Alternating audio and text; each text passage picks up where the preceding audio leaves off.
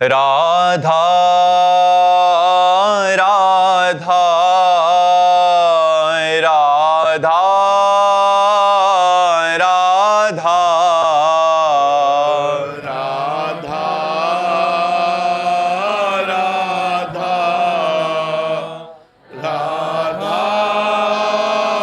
राधा राधा हाय राधा राधा राधा राधा राधा राधा राधा राधा राधा राधा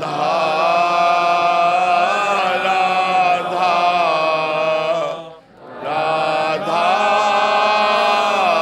राधा हाय राधा राधा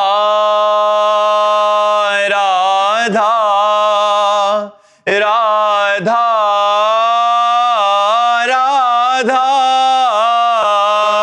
राधा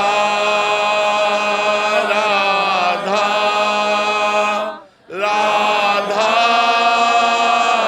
राधा हाय राधा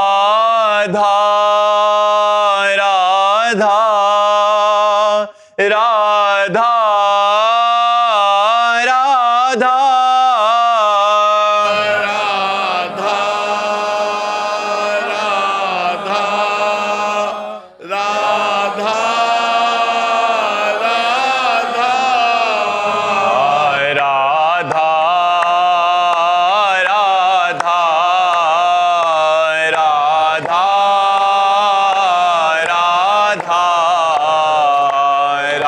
राधा राधा राधा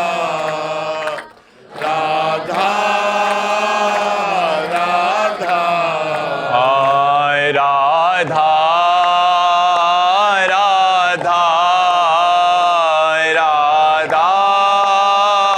राधा राधा राधा राधा राधा राधा श्री राधा वल्लभ लाल की, समस्त संत हरि भक्तन की, वृंदावन धाम की, सद्गुरुदेव भगवान की। अमन जी, राधे राधे महाराज जी। महाराज जी, आप अपने जीवन में लक्ष्य को कैसे निर्धारित करते हैं? सत्संग के द्वारा। जब हम सुनते हैं तो श्रवण सुजस सुनी आयु प्रभु भंजन भवभीर, त्राहि त्राहि आरति हरन शरण सुखद रघुवीर। शरणागत को सुख प्रदान करने वाले हे राम जी, मैंने आपकी महिमा सुनी तो मेरा लक्ष्य बना कि मैं आपकी शरण में जाऊं और आपको प्राप्त करूं। तो जो लक्ष्य बनता है वो सुन के बनता है। इसलिए पहली भक्ति श्रवणम, रामायण की पहली भक्ति प्रथम भगत संतन कर संगा, क्योंकि संतों के संग से ही हमें भगवान की महिमा सुनने को मिलेगी। तो जब हम महिमा सुनते हैं तो हमारे अंदर भी ललक होती है कि मैं भी भक्ति करूं, मैं भी भगवान के मार्ग में चलूं, गंदे आचरणों का त्याग करूं, मैं भी अच्छा बनूं। ये सुन करके ही लक्ष्य बनता है। तो जब संतों का समागम करते हैं तो हमारा सुंदर दिव्य लक्ष्य बनता है, और जब विषयी पुरुषों का समागम करते हैं तो विषय लक्ष्य बनता है। पामर पुरुषों का जब हम नीच पुरुषों का संग करते हैं तो नीच आचरणों का लक्ष्य बनता है। आज चलते हैं, आज ऐसा करते हैं, ऐसा करते हैं, वो नीच लक्ष्य बनेगा। और उत्तम महापुरुषों के संग से उच्च विचार, उत्तम लक्ष्य बनेगा। तो लक्ष्य बनता है सुनकर और संग से।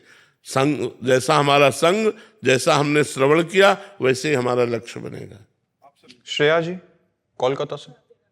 राधे राधे महाराज जी। महाराज जी, ऐसा कहा जाता है कि गुरु बिना ज्ञान नहीं और ज्ञान बिना मुक्ति नहीं। तो महाराज जी, जीवन में एक गुरु का होना इतना आवश्यक क्यों है, और जब कोई व्यक्ति गुरु के मार्गदर्शन में नहीं चलता तो क्या होता है? आप हमें बताओ, आपने रंगनाथ जी के दर्शन किए? अगर हम आपको बोलें कि आपको रंगनाथ जी के दर्शन करने जाना है तो आपको गाइड की जरूरत पड़ेगी? गाइड की जरूरत पड़ेगी। बिना गाइड के दर्शन करने नहीं जा सकते।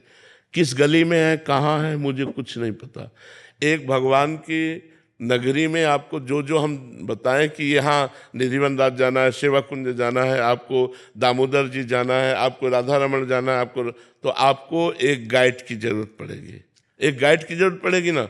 ऐसे ही भगवान का बड़ा टेढ़ा मेढ़ा मार्ग है, जहां भगवान तक पहुंचना होता है बड़ा टेढ़ा मार्ग है। शास्त्र बता रहे हैं कि आप दक्षिण की तरफ चलिए, और ठीक वहीं से उत्तर की तरफ मुड़ा हुआ जिसे नहीं बताया गया, गुप्त कर दिया गया, वो बात गुरु बताए गए। गुरु भगवान के मार्ग के गाइड हैं, वो हमें कदम कदम पर भूल भुलैया से बचाकर सही मार्ग में ले जाकर भगवान के चरणों में समर्पित कर देते हैं। जब स्वयं भगवान अवतरित होकर गुरु का वर्णन करते हैं, श्री कृष्ण जो संदीपनी जी के चरणों में नीचे बैठकर सुनते हैं, भगवान श्री राम वशिष्ठ जी के चरणों में बैठ करके सुनते हैं, जब भगवान स्वयं गुरु का वर्णन करते हैं, तो हम भगवान के बच्चे होकर, मनुष्य होकर, हम बिना गुरु का वर्णन किए भगवान को कैसे प्राप्त कर सकते हैं? आप हमें बताओ। यदि आप सत्संग ना सुनो तो आपको उत्साह कौन देगा? कौन भगवत मार्ग में चलाएगा? कितने ऐसे भाई लोग हैं जो कहते हैं कि आज मैं आया हूं, लेकिन पहले ही मैंने शराब छोड़ दी, मांस छोड़ दिया, गलत आचरण छोड़ दिए। तो किसके द्वारा? संत वाणी के द्वारा। अगर संत वाणी ना सुनते हम तो परमार्थ में हम चल ही नहीं सकते, भगवत मार्ग में चल ही नहीं सकते। बिना गुरु के चाहे शिव बिरंच सम होई, गुरु बिनु भवनिधि तरह न कोई, ये गोस्वामी तुलसीदास जी ने लिखा है। चाहे भगवान शंकर के समान वो त्यागी तपस्वी वैरागी हो, और भगवान ब्रह्मा के समान चतुर हो सृष्टि रचना में, जैसे ब्रह्मा जी, तो भी वो बिना गुरु के भव समुद्र से पार नहीं हो सकता। और सबके गुरु भगवान हैं, और भगवान ही गुरु के रूप में मनुष्य रूप धारण करके हमें मिलते हैं, तब हमारा उद्धार होता है। आर्यन जी हरियाणा से। प्रभु श्री हरिवंश महाराज जी, गुरुदेव, ये मन कभी कभी गुरुदेव में भी दोष दृष्टि करवा देता। हाँ, उसका स्वभाव है दोष दर्शन का, वो तो भगवान में भी करवा देगा दोष दृष्टि। जब तक चश्मा अगर हरा है तो हमें सब हरा नजर आएगा, और चश्मा हमारा लाल है तो सब लाल नजर आएगा।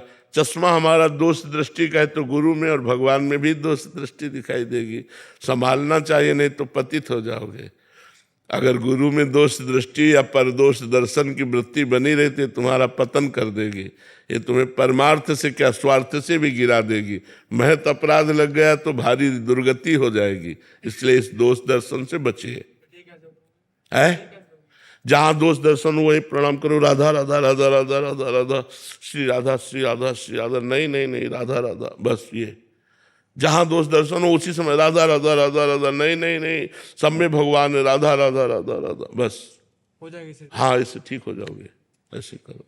शिवम कुमार सिंह जी। राधा वल्लभ श्री हरिवंश महाराज जी। राधे राधे महाराज जी। महाराज जी, भगवत प्रेम की सर्वोच्चम स्थिति क्या है, और हम साधक उस सर्वोच्चम स्थिति तक कैसे पहुंच सकते हैं? पहली बात तो भगवत प्रेम प्रतिक्षण वर्धमानम है, सीमा नहीं है कि यहाँ से पूर्ण होता है, ऐसा नहीं। प्रेम सदा बढ़िबो करे, जो शश कला प्रवेश, पया में पूनो नहीं, ताते कबहु न शेष। प्रेम में कभी पूर्णिमा नहीं आती। प्रति जैसे चंद्रकला बढ़ती है, ऐसे प्रतिपल प्रेम बढ़ता रहता है। पर प्रेम की जो पहचान है, हमारे पूरे संसार में कहीं हमें किसी से मोह या राग न रह जाए, ममता न रह जाए, एकमात्र भगवान में ममता। और धीरे धीरे ऐसी स्थिति आवे कि मैं को भूल जाए, केवल प्रभु याद रहे। अपनी हूँ सुधिना रही, एक रहो नंदलाल। मैं पूरे देह का राग छूट जाए, इंद्रियों का भोग विलास छूट जाए।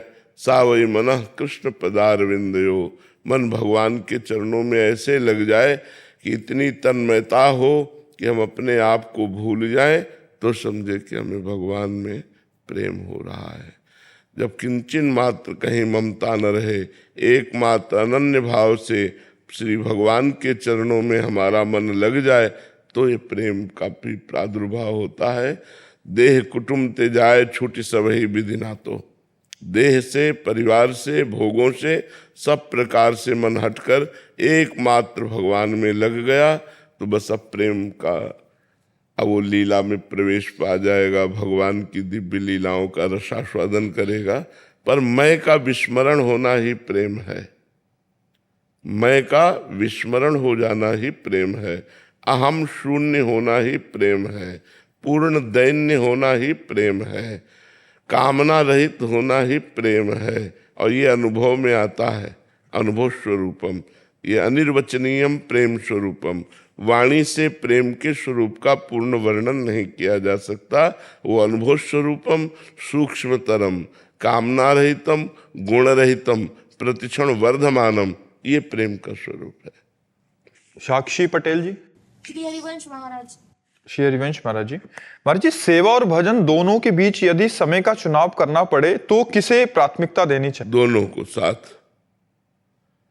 अगर हम रसोई सेवा कर रहे हैं तो राधा राधा कहने में क्या परेशानी है?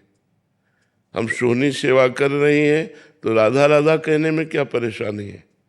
हम फावड़ा चला रहे हैं, राधा राधा, क्या परेशानी है?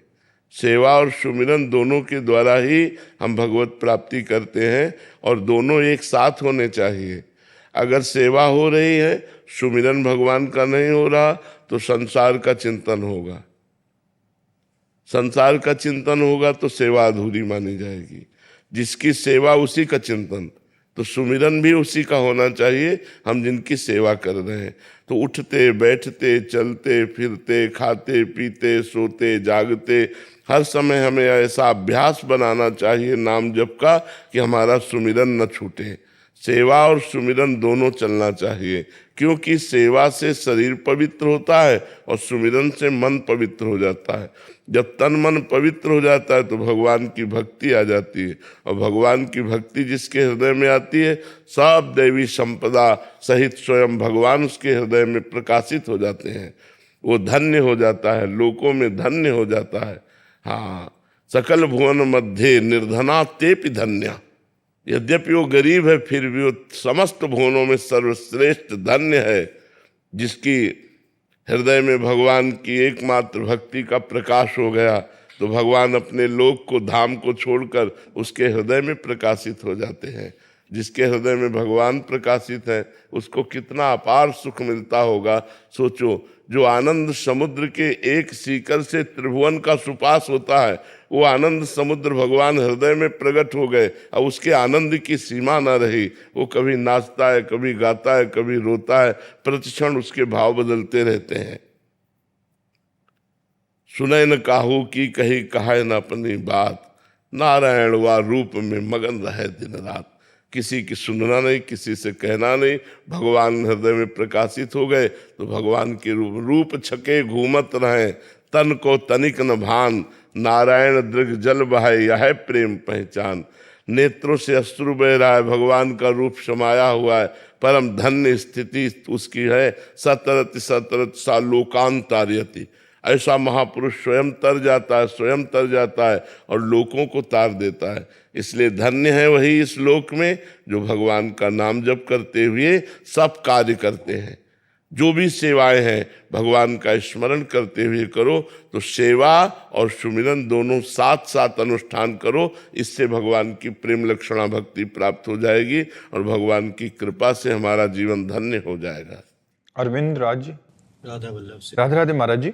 महाराज जी, स्वभाव क्या है और क्या हमारा स्वभाव पिछले जन्मों पर आधारित है? हाँ, पिछले जन्मों से आधारित है। स्वभाव हमारे त्रिगुण की रचना से स्वभाव की रचना होती है, सतोगुण, रजोगुण, तमोगुण।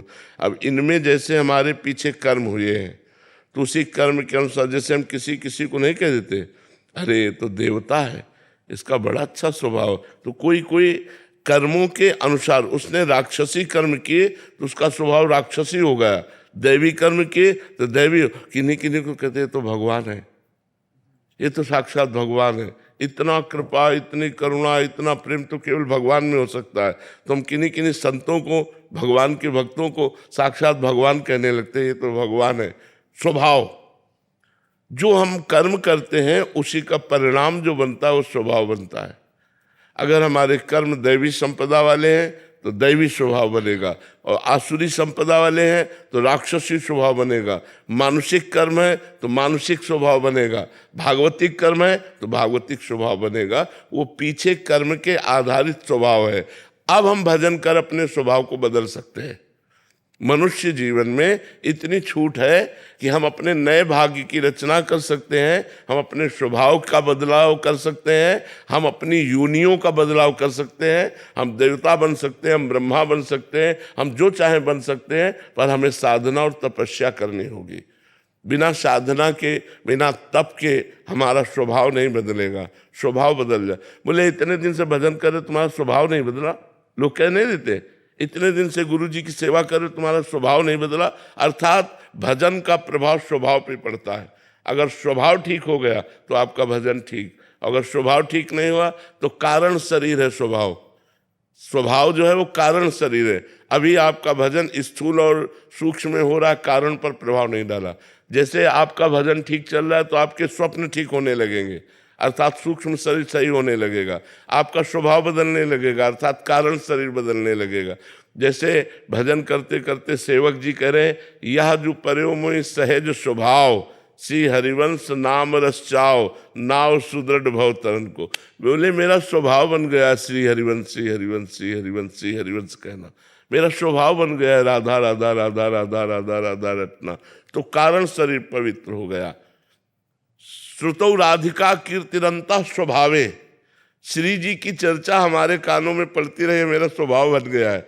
प्रियाजू की चर्चा सुनना, भगवत चर्चा सुनना, ये मेरा स्वभाव बन गया है। तो स्वभाव बदलता है हमारे आज के आचरण से और बनता है कल के आचरण से। जो हमने पूर्व जन्म में आचरण किए उसी से आज स्वभाव बना। आज हम भजन करेंगे तो भजन बल से हम स्वभाव को बदल सकते हैं। भजन बल बहुत बड़ा बल है।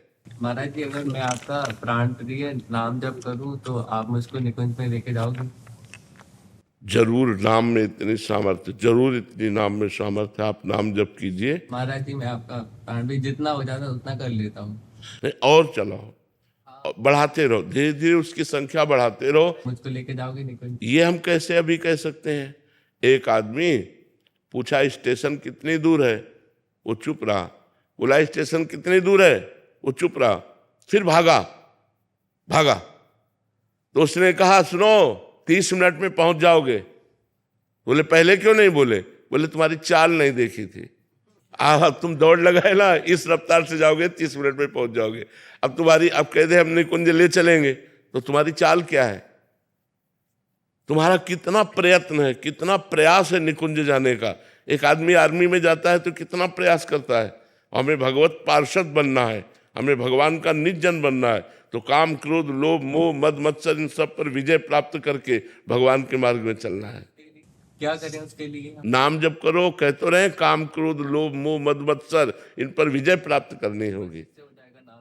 नाम जप करते रहो, गंदे आचरणों से बचते रहो। जी ज्योति जी न्यूजीलैंड से। राधे राधे। राधे राधे महाराज जी। महाराज जी आपके चरणों में कोटि कोटि प्रणाम। महाराज जी, भक्ति की प्रारंभिक अवस्था में हमें किन आचरणों को छोड़ना चाहिए और किन आचरणों को पकड़ना चाहिए? पहली रसेंद्री, हमें पवित्र आहार करना चाहिए, अभक्ष्य भोजन का त्याग करना चाहिए। प्याज लहसुन मांस मछली अंडा ये सब चीज़ों का त्याग करना चाहिए। पहला जो कदम हमारा उठे भक्ति में, तो पहले रसेंद्री को हमें ठीक करना चाहिए। हमें अभक्ष्य भोजन का त्याग करना चाहिए, अपवित्र भोजन का त्याग करना चाहिए, तमोगुण भोजन का त्याग करना चाहिए। अब इसी में अगर आप बहुत सात्विक भोजन पाएंगे तो जल्दी आपके अंदर भगवान के प्रति प्रियता जागृत होगी। अगर रजोगुणी तमोगुणी पाएंगे तो यही विक्षेप डालेगा, भजन नहीं होने पाएगा। इसलिए पहले रसेंद्री को।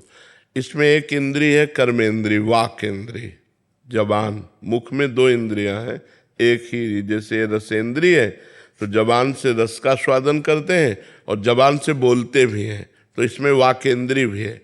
तो हमें वाकेंद्री को संभालना है कि कठोर किसी के प्रति वचन, गाली, हृदय में दुखने वाले वचन, असत्य झूठ वचन, हमको इनसे बचना है। रसेंद्री भोजन पवित्र और वाकेंद्री वाणी पवित्र, वाणी एक अमोल है, जो कोई बोले जान, हे तराजू तौल के तब मुख बाहर आन। पहले हृदय में विचार करके हम बोले, किसी को दुख ना लगे, किसी के हृदय में चोट ना पहुँचे, क्योंकि बाहर की चोट की तो दवा है, लेकिन वाणी से हम ऐसा बोल दिया किसी का हृदय जल गया तो वहाँ भगवान बैठे हुए हैं, फिर ठीक नहीं है। तो हमें वाणी को बहुत संभालना है। असत्य, कठोर, दुखद, झूठ वाले, प्रपंच, छल कपट वाले वचन हम ना बोले, क्योंकि हम भक्त हैं, हम भक्ति के मार्ग में चलते। सीधे सरल निश्चल वचन बोले, प्रिय वचन बोले, हितकर वचन बोले। अब हमारी आती है नेत्रेंद्री। तो नेत्रेंद्री से हम किसी के दोष दर्शन न करें। यदि दोष दिखाई भी दे रहे हैं तो क्रिया दोषमय, लेकिन उसमें बैठा हुआ परमात्मा निर्दोष है। हम उस परमात्मा को देखने की चेष्टा करें, क्योंकि हम भक्त हैं। हम किसी के दोष ना देखें, ना दोष वर्णन करें। दोष वर्णन करने से निंदा हो जाती है, दोष देखने से हमारा हृदय अपवित्र हो जाता है। और नेत्रेंद्रिय से जैसे मोबाइल में गंदी बातें न देखें, प्रपंच की बातें न देखें, हमें इनसे सब बचना चाहिए। अगर हम भक्ति करना चाहते हैं, हम सीरियल देखेंगे, हम नौटंकी नाटक देखेंगे, सिनेमा देखेंगे, गंदी पिक्चर देखेंगे, गंदी बातें देखेंगे, तो हमारा मन गंदगी पकड़ेगा, तो भगवान की तरफ नहीं चल पाएगा। तो हमें अपनी नेत्रेंद्री को बचाना है। फिर हमारी आती श्रवणेंद्री। हम इससे अच्छी बातें सुने, भगवान की चर्चा सुने, भगवान की कथा सुने, दूसरों का मंगल करने वाली बात सुने। जहाँ दूसरे की निंदा हो रही हो वो ना सुने, जहाँ दूसरे के दोष वर्णन हो रहे हो वो ना सुने, और प्रपंच की बातें न सुने। यदि हम अपनी नेत्रेंद्री, रसेंद्री, वाकेंद्री और श्रवणेंद्री इनको संभाल पाए तो इन्हीं से हमारा मनन होता है। और तो सब विशेष कर्मेंद्रियां हैं, खास बात इन्हीं को संभालना है। अगर हम इनको संभाल लिया, चार को, रसेंद्री, वाकेंद्री, नेत्रेंद्री और श्रवणेंद्री, तो हमारा सुमिरन चलने लगेगा। जो हम देखते हैं, बोलते हैं, सुनते हैं, वही हमारा चिंतन बनता है।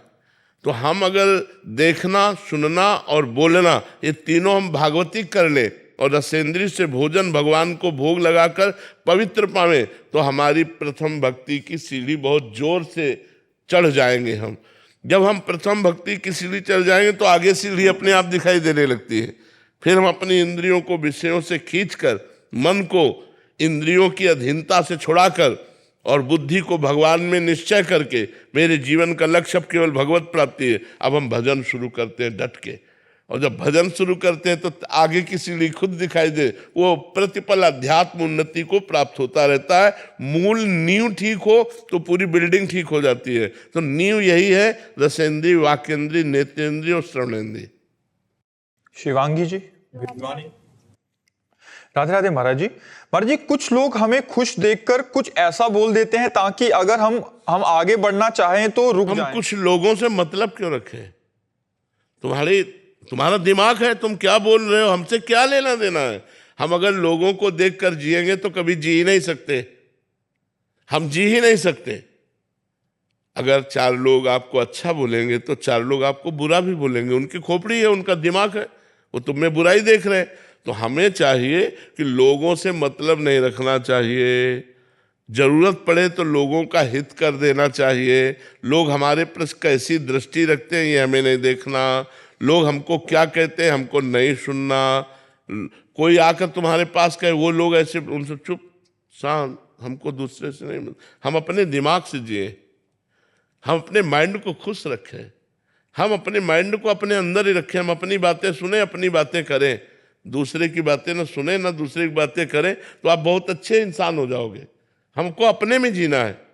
दूसरा हमको क्या कहता है, लोग परेशान इस बात में। अगर चार वाह वाह कहेंगे तो चार तुम्हें गाली भी देंगे। संसार ऐसा है। इसलिए हमको दूसरे से कोई मतलब नहीं रखना।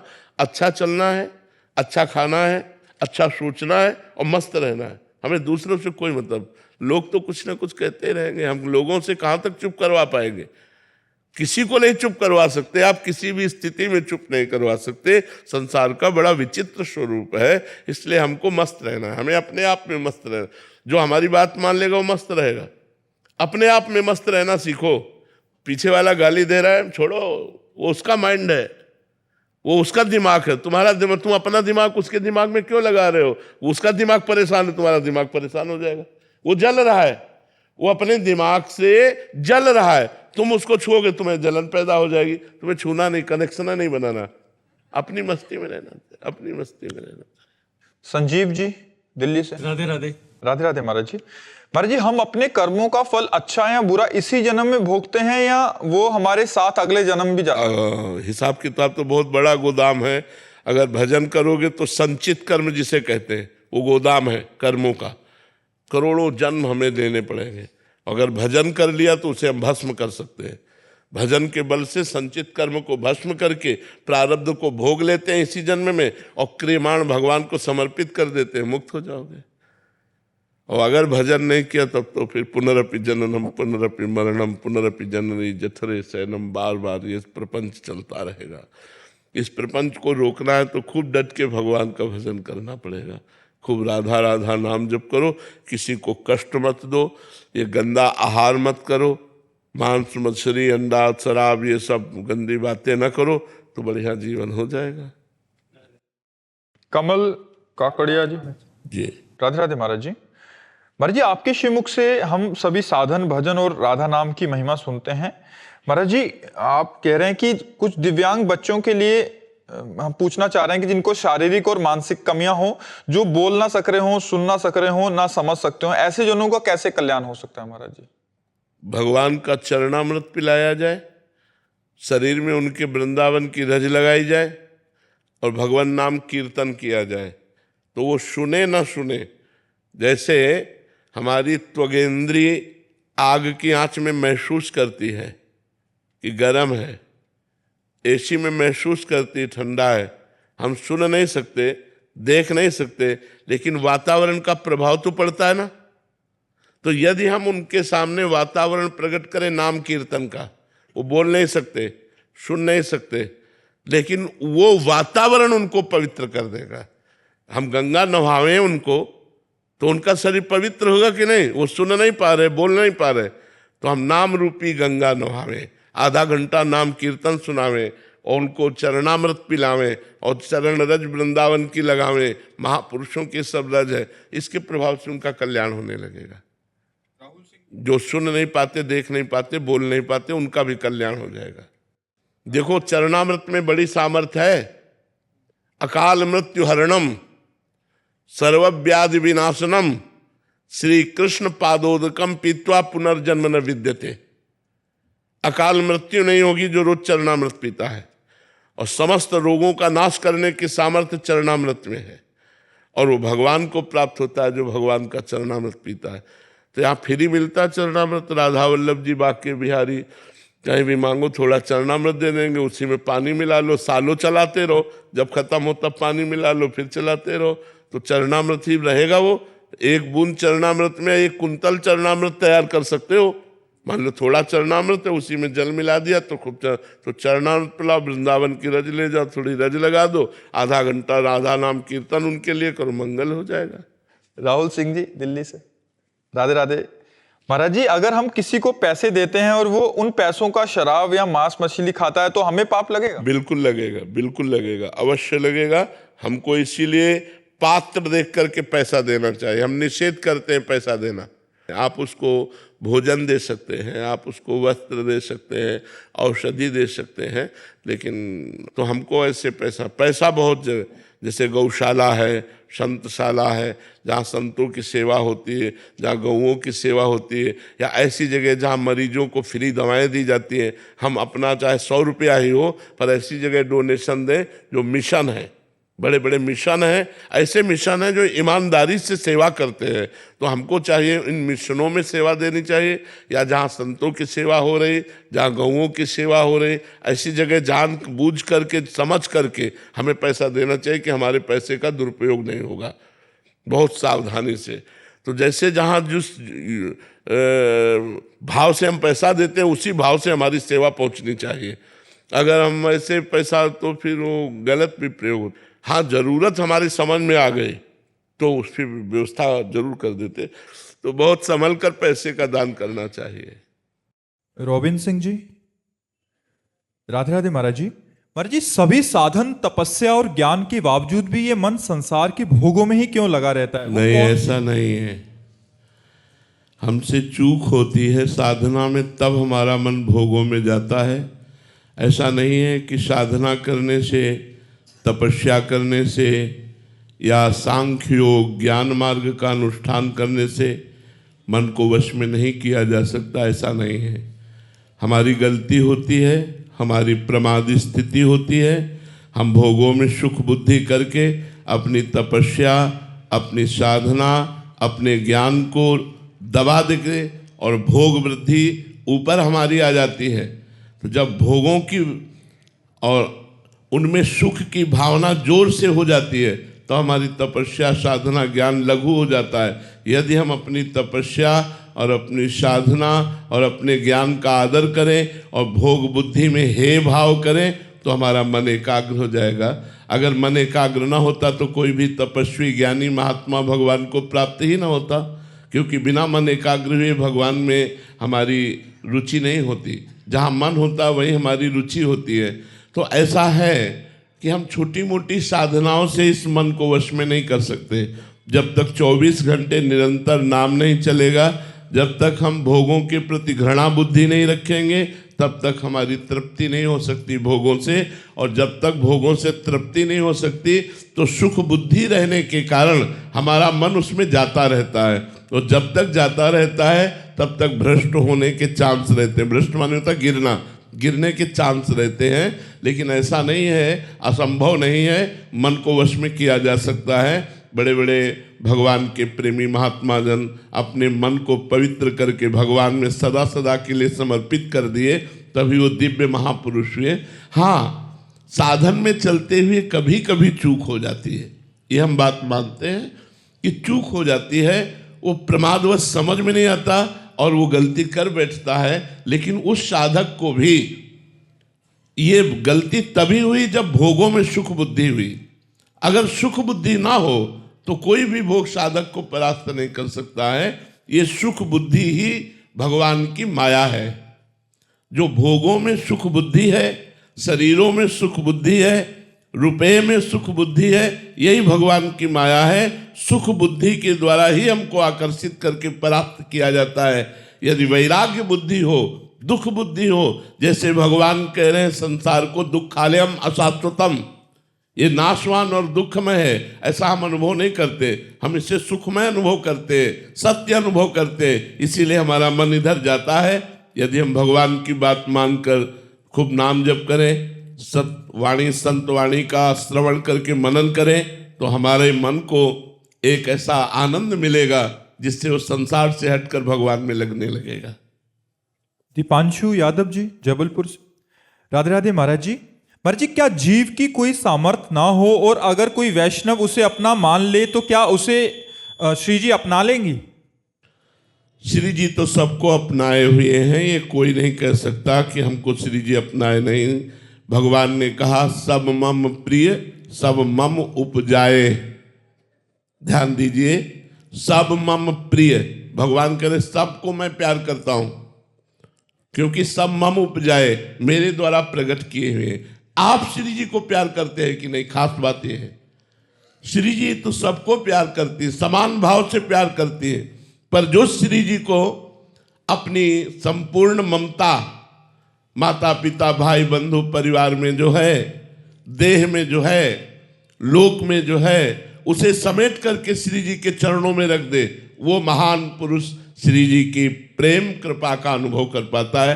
कृपा तो सब पे है, ऐसा नहीं है कि कृपा किसी पे नहीं है। भगवान की किसी से दुश्मनी नहीं है, क्योंकि सब भगवान के प्रिय बच्चे हैं, चाहे वो दुष्ट ही क्यों ना हो, उस पर भी भगवान की कृपा है। पर कृपा को तभी समझा जा सकता है जब सब जगह की ममता बटोर कर एकमात्र प्रियाजू के चरणों में समर्पित की जाए और प्रियाजू के नाम का जप किया जाए, राधा राधा राधा, तो अनुभव होने लगेगा हमारे ऊपर प्रियाजू की विशेष कृपा है, विशेष कृपा। कृपा का अनुभव होते ही हमारा देहाभिमान गलित हो जाता है। देहाभिमान गलित होते ही हमें भगवत तत्व का बोध हो जाता है। तो हम चाहे मोक्ष प्राप्त करें या प्रेम, दोनों हमारे हाथ में होते हैं। इसलिए हमें पहला कर्तव्य है कि नाम जप करते हुए अनन्य भाव से प्रियाजू के चरणों का आश्रय लिया जाए और सारी ममता प्रियाजू के चरणों में, समता सब संसार में ममता नित्य विहार में, तभी आनंद का अनुभव होगा। खुशदीप जी सोनीपत से, राधे राधे महाराज जी। महाराज जी आपके चरणों में कोटि कोटि प्रणाम। महाराज जी गुरु ऋण से कैसे मुक्त हुआ जा सकता है? जब तक गुरु के स्वरूप को प्राप्त नहीं हुआ जाता तब तक गुरु ऋण से मुक्त नहीं हुआ जाता। जो गुरु का स्वरूप है उसी को प्राप्त कर ले। इतना भजन करे कि जो गुरु वही मैं, जो मैं तत्व है वो गुरु स्वरूप हो गया, अब सब ऋणों से मुक्त हो गया। इसी को भगवत प्राप्ति कहते हैं। चाहे इष्ट में तदाकार हो, चाहे गुरु में तदाकार हो। जब शिष्य गुरु की आज्ञा का पालन करते हुए तन मन प्राण समर्पित करके गुरु मैं हो गया, तब वो गुरु ऋण से मुक्त होता है। सबसे बड़ा ऋण गुरु ऋण है। जो मातृ ऋण है, पितृ ऋण है, ये तो सहज में मुक्त हुआ जा सकता है, लेकिन गुरु ऋण ये तभी मुक्त होता है जब शिष्य सर्वस्व समर्पण करके गुरुदेव के चरणों में तन्मय हो जाता है। तो उस तन्मय स्थिति में जो गुरु वही शिष्य, अब वो जीवन मुक्त महापुरुष हो गया, उसके ऊपर कोई ऋण नहीं रहा। श्री राधा वल्लभ लाल की। सुनीता जी। राधे राधे। महाराज जी आपका प्रश्न है कि जो यद्यपि आपके लिए लिखा है बट कह रहे हैं कि जो भगवत साक्षात्कार महापुरुष जन होते हैं उनको जैसे वो सब में भगवान को देखते हैं तो किस भावना से देखते हैं? कृष्ण स्वरूप में या उनके बाल स्वरूप में? अपने आराध्य में। जो हमें गुरु ने आराध्य का स्वरूप बताया, जैसे हमारे आराध्य देव है नौ किशोरी नौ किशोर सी प्रिया प्रीतम। 16 वर्ष की अवस्था, अद्भुत सौंदर्य, अद्भुत माधुर्य, दोनों जुगल सरकार का। तो हम जैसे आपके देखें तो आपके हृदय रूपी मंदिर में मेरे प्रिया प्रीतम विराजमान है। हम सब जगह, जैसे गोस्वामी जी कहते सिया राम मैं सब जग जानी, वो सब में सिया राम को देख रहे हैं, ऐसे हम सब में श्यामा श्याम को देखते हैं। चिद चिद लक्षणम सर्वम राधा कृष्ण मयम जगत, चेतन अचेतन सब राधा कृष्ण में है, सब में राधा कृष्ण विराजमान। तो उपासक जिस भाव से उपासना करता है उसको अपने उपास्य देव का वही दर्शन होता है। अब हम देखते हैं 9 किशोरी 9 किशोर प्रिया प्रीतम, उन्माद पैदा हो जाए, इतने सुंदर हैं हमारे प्रिया प्रीतम, पागलपन चढ़े। अब इसी के सो तो जी रहे हैं ना, नहीं किसी से कोई मतलब नहीं, तो उन्हीं के बल से हर कदम हम चल पाते हैं, उनकी तरफ उन्हीं के कृपा बल से चल पाते हैं। तो हम अपने भावना में जब देखते हैं तो सब में श्यामा श्याम विराजमान है, 9 किशोरी 9 किशोर। अब जो बाल भाव का उपासक हो बाल भाव का देखेगा, जो जिस भाव का उपासक है वो अपने इष्ट देव को उसी रूप में देखेगा। महाराज जी जैसे लीला करते हुए भी दिखते हैं यहाँ बैठे हुए। लीला करते हुए तो बहुत आगे की बात है। जब भगवत साक्षात्कार हो जाता है, प्रेम में तन्मयता होती है, तो भगवान जब कृपा करते हैं तो अपनी लीला में प्रवेश दे देते हैं। अब वो प्रतिपल भगवान की लीलाओं का दर्शन करता रहता है। जैसे कोई पद आया, बस उसी पद में डूब गया, उसी पद के अर्थ की लीला में चला गया। जैसे मनो आवत श्री वृषभानु दुलारी, रूप राशि अति चतुर शिरोमणि, अंग अंग सुकुमारी। अब चल वृषभानुनंदिनी पधार रहे, उसके ध्यान में श्री श्यामाजू पधार रहे, अंग अंग से सुकुमारता टपक रही, रूप की रास है, चतुर शिरोमणि। वो पूरा झांकी देख रहा है, जो पद में लिखा हुआ है वही वो झांकी देख रहा है। वो सिद्ध पुरुष होता है, उसे लीला में प्रवेश माना जाता है। जो लीला में प्रवेश पा गया है वो ऐसे, वो एक एक क्षण भगवान की दिव्य रूप माधुरी, दिव्य कभी देख रहा है प्रिया प्रीतम की हंसी लीला, कभी जल विहार लीला, कभी झूला लीला, कभी बसंत लीला, कभी वर्षा ऋतु की लीला, वो अलग अलग लीलाओं के भगवान का रसास्वाद। अरे इसीलिए तो महान सुख है, भक्ति में कोई साधारण सुख है? सब संसार के सुखों का त्याग करके जो भगवान के मार्ग में चलता है वही तो उस रस को प्राप्त कर पाता है। महाराज जी भाई जी और राधा बाबा के प्रसंग में आता है कि 18 घंटे समाधि लगा, तो वो उस लीला के अंदर, उसी लीला में डूबे हुए, शरीर का कोई भान नहीं है। 18 घंटे। हाँ 18, हाँ बिल्कुल बिल्कुल उसी लीला में। बिहारी देव जी तो दतून करने के लिए बैठे, 3 दिन दतून ही करते रहे, 3 दिन दतून ही करते रहे। तब उन्होंने बिहारी जी को गोस्वामी परिकर को दे दिया कि अब हमसे सेवा नहीं होने वाली। 3 दिन हो गए पर्दे नहीं खोला, अब उनकी लीला में ही डूबे रहे, 3 दिन हो गए। तो ऐसे भगवान की लीलाएं जब चलती, बाहरी आदमी थोड़ी कोई जान पाता है। अब वो बैठे हैं तो तुम्हें तो लगा कि बैठे हैं। एक बार श्री स्वामी हरदास जी यमुना किनारे बैठे हुए थे, तो कोई धनी मानी पुरुष उस समय, आज के 500-600 वर्ष पहले, 1 लाख का इत्र लाया बिहारी जी के लिए, 1 लाख रुपया के इत्र, वो शीशी में बड़ी। अब वो ध्यान में बैठे थे और वो जाके इत्र दे दिया, पूरी शीशी खोली और ऐसे मारी बालू में, ऐसे पूरी बिखेर दी। उसको बड़ा दुख हुआ कि 1 लाख का इत्र लाए और ये बालू में फेंक दिए। तो स्वामी जी ने धीरे से आंख खोली और कहा, जाओ निधिवन राज में बिहारी जी के दर्शन करो। आज्ञा मानकर निधिवन राज में जो ही घुसा तो उसी इत्र की खुशबू, और जब वहां गया तो बिहारी जी पूरे भींजे हुए थे इत्र में। तब वो स्वामी जी के चरणों में आके दंडवत किया कि स्वामी जी हमें क्षमा कीजिए, हमें दोष दृष्टि हो गई थी कि आपने 1 लाख का इत्र बालू में फेंक। बोले तुम नहीं समझते, उस समय होली लीला हो रही थी और संयोग से लालजू पकड़ में आ गए थे और प्यारी जी के पास रंग खत्म हो गया था, तो तुमने इत्र दिया, हमने प्यारी जी को पकड़ा, प्यारी जी ने पूरा इत्र बिहारी जी के ऊपर डाल दिया। अब ये लीला चल रही और बाहर दिखाई दे रहा है कि इत्र जो है बालू में फेंक दिया गया। तो सिद्ध संतों की जो बाहरी लीला होती है वो हमारी समझ में नहीं आएगी, तो आंतरिक लीला की तो बात जाने दो। लीला में प्रवेश बहुत कठिनता से होता है, ऐसे सहज में नहीं हो जाता कि 2-4 वर्ष माला घुमाए और लीला प्रवेश हो गया, ये ऐसे नहीं। हर्षवर्धन जी पटना से। राधे राधे। राधे राधे महाराज जी। महाराज जी, जीवन में कई बार हम गिर जाते हैं, मन टूट जाता है, ऐसे समय में भक्ति को कैसे बनाए रखें? नाम जप के द्वारा, और विश्वास करो भगवान की शरणागत यदि हो तो गिरना भी उठने का एक महान लक्षण है।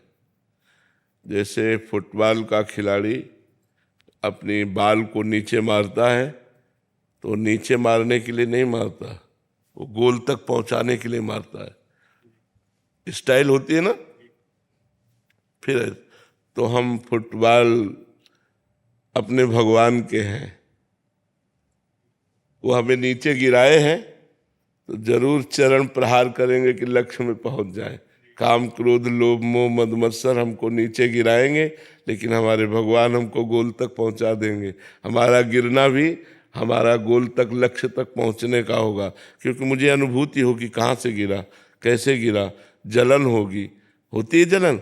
हाँ, तो आगे से हम ऐसा ना करें, फिर गिर जाए तो फिर निरुत्साहित ना हो, फिर चले, फिर गिर जाए, फिर निरुत्साहित ना हो। ये बहुत चढ़ाई का मार्ग है, इसमें प्रायः गिर जाते हैं सब, कोई विरला ही निकल पाता है। इसलिए हिम्मत मत हारिए और चलते रहिए, तो भगवान तुम्हारे साथ है। एक दिन तुम देखोगे इस दुरंत माया से आप पार हो जाएंगे। आप निराश मत होइए, नाम जप मत छोड़िए। जैसे किसी चढ़ाई पर चढ़ना है, हम रस्सी पकड़े हैं तो जी जान से पूरा ध्यान रस्सी पर रखते हैं। अगर रस्सी छूट गई तो हमारी हड्डी पसली एक हो जाएगी। ऐसे हम ऊर्ध्व मार्ग चल रहे हैं। आधा मार्ग है पतन का मार्ग है इंद्रियों का, और ऊर्ध्व मार्ग है भगवान का। जब हम चलते हैं तो इसमें कोई सहयोगी नहीं होता, अपने को चलना होता है। नाम रूपी डोरी को पकड़े चलते हैं, राधा राधा राधा राधा, और हम आगे निकलते चले जाते हैं। इतना माया का लुभावना मनोरंजन है, उसको छोड़ पाना बड़ा कठिन लगता है। सबसे ज्यादा मन को आकर्षित काम करता है। काम मन में एक होता है कोई मेरा हो, क्योंकि भगवान अभी मिले नहीं ना, भगवान का दर्शन नहीं हुआ। तो इस मार्ग के पथिक के हृदय में, क्योंकि माता पिता भाई बंधु परिवार सबसे वो एक तरह से अपने मन को चुरा कर वो भगवान में लगाना चाहता है। कोई जान न पावे कि हम किसी से प्यार नहीं करते, और भगवान को हमने देखा नहीं। और जब तक पाप नष्ट नहीं होते तब तक आनंद का अनुभव नहीं होता। तो आनंद का अनुभव विषयों में हमने मान रखा है, और उस समय अगर कोई मनोरंजन आ गया, मन को सुख देने वाला भोग आ गया, तो मन कहता है भगवान को तो फिर भज लेंगे, अभी इसे भोग लेते हैं। बस यही साधक फेल हो जाता है, यही साधक फेल हो जाता है। तो बहुत सावधानी से चलने का विषय है कि धर्मयुक्त भोगों को भोगना है। जैसे भोजन पाना है तो पवित्र भोजन पाना है। अगर हम काम भी सता रहा है तो अगर ब्याह हो गया है तो केवल अपनी पत्नी से संबंध रखना है, पराई माता बहनों से पवित्र भाव, कभी गंदा भाव नहीं। वो धर्मयुक्त भक्ति कर सकता है भोग को भोगते हुए भी, लेकिन यदि अधर्मयुक्त भोग होने लगे तो पापाचरण से हमारा मन निरुत्साहित हो जाता है। पापवंत कर सहज स्वभाव, भजन मोर ते भाव न काऊ। जो पाप करता है उसका भजन में मन नहीं लगता, तो मन भजन में लगे, इसलिए हमको पापाचरण से बचना पड़ेगा। भगवान का मार्ग पापाचरण से अलग है। अगर हम पापाचरण के मार्ग में चलेंगे तो फिर ठीक नहीं चल पाएंगे। इसलिए जो गलतियां होती जाएं उनको अपने जीवन में नोट करता जाए और उनसे लड़ने की तैयारी करे। अब की बार मैं नहीं हारूंगा, अगर फिर हार गया तो निरुत्साहित नहीं होना है, एक जिद्दी स्वभाव रखना है। देखते तू कब तक हराता है, एक बार मैं तुझे परास्त करूंगा, एक बार तुम्हें परास्त करूं। भगवान का बच्चा हूं, भगवान का अंश हूं, एक बार तुझे यदि तू भगवान की शक्ति से है तो मैं भी भगवान की शक्ति से हूं। और चलना चाहिए, और एक बार रौंद के निकल जाओगे, क्योंकि हमारे साथ भगवान है और वो उसके साथ माया है। काम क्रोध के साथ माया है और मेरे साथ भगवान है। जो भगवान है वो माया उनकी शक्ति है और शक्तिमान हमारे साथ है, तो हम विजय को प्राप्त हो जाएंगे। जैसे आप हमेशा कहते हैं ना कि मतलब हम मैंने कोशिश भी करते रहते हैं, नाम जब भी कर रहे हैं, फिर भी हम हारते रहते हैं, कभी गिरते रहते हैं, तो आप कहते हैं बस आप हाथ खड़े करके भगवान के समक्ष अपने आप को कर दें। जी। तो लेकिन तब भी फिर भी मतलब गिरते रहते हैं, तो मतलब वही एक इंतजार रहता है कि कब मतलब इंतजार रखो और प्रयास रखो, दोनों चीजें। भगवान की कृपा का इंतजार और अपना भरपूर प्रयास, निश्चित निकल जाओगे। और कभी कभी हम जैसे कुछ सुधार नहीं कर पाते हैं अपने में, लेकिन मैंने आप कहते हैं वही कि जब हम नाम जप करते रहेंगे तो वो खुद ब खुद हमारे हाँ बिल्कुल सुधार हो जाएगा, अपने आप हो जाएगा। कुछ चीजें ऐसी हैं, देखो हम तुम्हें बहुत धैर्य की बात बताते हैं। बचपन से भगवान के मार्ग में है, इसलिए हमें पूरा अनुभव है, पूरे जिंदगी का अनुभव है, क्योंकि 13 वर्ष की अवस्था से इस मार्ग में है, तो एक एक कदम का अनुभव है कैसा कैसा। बहुत लंबे समय तक ये काम क्रोधादि का आवेश होता है। ये कोई ऐसा नहीं कि 2, 4, 6 वर्ष आप माला घुमा लो और काम विजयी बन जाओ, ऐसा नहीं है। बहुत लंबे समय, पहले इनका 100% आता है, फिर 90% आवेश आएगा, फिर 80% आएगा, धीरे धीरे 10% आएगा, फिर धीरे धीरे स्फुरना, काम की स्फुरना हुई, शांत हो गया। फिर जब भगवत साक्षात्कार हो जाता है तब ये नष्ट हो जाते हैं। जैसे भुने हुए चने में कभी अंकुरण नहीं हो सकता, भुने हुए अन्न में कभी अंकुरण नहीं हो सकता, ऐसे जो महात्मा भगवान का साक्षात्कार कर लिया है, काम का उसके हृदय में प्रवेश नहीं होता। ऊसर बरसई तृण नहीं जामा, संत हृदय जिम उपज न कामा। जैसे ऊसर में कितना भी पानी बरसे तृण नहीं जमता, ऐसे कितनी भी भोग विलासिता संत के पास हो, उसका मन कभी भोगों में नहीं जाता। ये बहुत ऊंचाई की बात है, हमको निराश नहीं होना, हमें इसी ऊंचाई के गोल को अपने लक्ष्य में रखना है कि मुझे यहाँ पहुंचना जहाँ कोई विकार मुझे परास्त न कर पावे, कोई भी आकर्षण हमको गिरा न पावे। जित संग दोषा, ऐसा बन जाओगे। पर लड़ते रहो, लड़ते रहो, जानबूझकर मत फिसलो। अचानक फिसल जाते हो तो फिर उठकर खड़े होकर के चल दो। जानबूझकर फिसलोगे तो भगवान आपका सहयोग नहीं देंगे, पक्का बात समझ लो। अचानक फिसल गए, जबरदस्ती फिसल गए, मन ने गिरा दिया, वो भगवान देख रहे हैं, वो आपको आगे बढ़ा देंगे। भगवान वर्तमान में अभी गौ संरक्षण और रक्षण के लिए मार्ग प्रशस्त करे कुछ। भगवान शंकराचार्य जी ने तो अभी वर्तमान में यात्रा भी की थी बिहार के लिए, कुछ गाय के लिए हो जाए। जी जी, हम भी हृदय से लगे हुए, कई बार प्रवचन भी किया है और सबसे प्रार्थना भी की है, 4 लोग मिल करके, और बड़ी बड़ी गौशालाएं खोलें। जो हमारी गौओं का अनादर हो रहा है, जो हत्या हो रही, वो तभी बंद होगी जब हम खुद गौ पालें। अगर पालने की सामर्थ्य नहीं तो हम गौशाला में धनराशि पहुंचावें। हर व्यक्ति 10 रुपये तो गौग्रास के लिए निकाल ही सकता है। गौ हमारी धर्म माता है। जैसे परीक्षित जी ने देखा कि जो बैल है वो धर्म साक्षात बैल का रूप धारण किया था, तो बैल तो उसी से गौ से प्रकट होता है, तो धर्म माता है। जैसे वेद माता गायत्री है, ऐसे धर्म माता गौ है। गौ की रक्षा होने से धर्म की रक्षा होगी, और धर्म की रक्षा होगी तो समाज की रक्षा होगी। धर्मो रक्षति रक्षिता। इसलिए हम सबसे प्रार्थना करते हैं कि हमारे संतों का सहयोग दिया जाए। आप विचार करके देखिए कि केवल भोग विलासिता ही मनुष्य जीवन का लक्ष्य है क्या?